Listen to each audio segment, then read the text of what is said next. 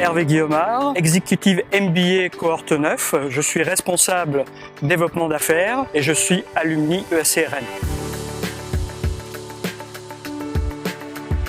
Alors, je suis responsable développement d'affaires Europe, Moyen-Orient, Afrique pour une société anglaise qui s'appelle ProLabs. ProLabs est spécialisé dans ce qu'on appelle les accessoires pour infrastructures télécom informatique, également les data centers. J'en suis arrivé là après une séparation qui a eu lieu pour une société américaine, leader mondial dans le secteur interconnexion électronique électrique, où j'avais la responsabilité mondiale grand compte. Donc on s'est séparés d'un commun accord. Je me suis dit ok, prenons les compétences que j'ai dans le domaine de prédilection pour transférer ces compétences et adresser d'autres secteurs d'activité. J'ai réalisé qu'en France il est très difficile de changer de case. Ceci dit, pendant un an j'ai persévéré et au bout d'un an, tout en regardant cette stratégie, j'ai réouvert la possibilité de continuer dans le domaine que je connaissais auparavant.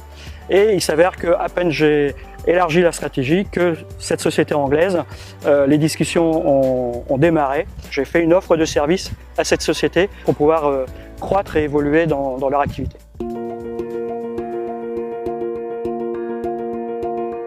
Il est très important de demeurer donc en contact avec le ESC Rennes et ça c'est clé, c'est vraiment très important d'avoir ce contact. Ceci dit, donc bien que le réseau ESC Rennes s'étoffe, ce n'est pas suffisant. Aujourd'hui, il est clair que le marché veut qu'on réseaute au maximum tout en restant professionnel. Également, toujours dans l'esprit du réseau, ce qui est important, j'ai eu l'opportunité de parrainer des étudiants. Donc en faisant ça, je leur donne l'opportunité également d'accéder à mon réseau et donc moi par la suite de garder contact avec eux. Si plus tard je peux être d'une aide pour eux pour s'intégrer dans la vie professionnelle, je suis volontaire effectivement pour les coopter, les coacher dans leur vie professionnelle future. Il est important que les gens intègrent le fait qu'ils ne sont pas demandeurs de quelque chose, ils offrent quelque chose.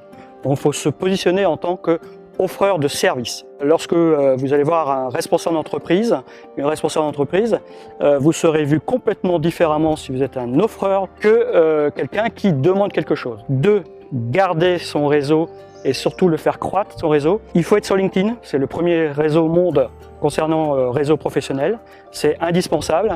Twitter est un outil très puissant pour faire de la veille professionnelle. Et j'ajouterai par expérience, j'ai des gens effectivement qui me suivent parce que par rapport à ce que je poste sur Twitter, ça les intéresse. Et automatiquement, il y a une relation qui se fait et ces mêmes personnes demandent à ce qu'on se suive après sur LinkedIn.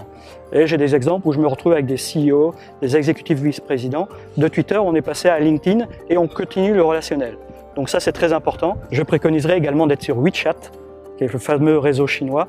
Mais on ne trouve pas que des Chinois, mais c'est un très bon outil également où il faut être présent. Et il est clair qu'il est très important de participer à des webinars, des groupes de discussion qu'on peut voir sur LinkedIn, mais également des suivis justement très particuliers de sujets très particuliers qu'on peut retrouver également sur Twitter.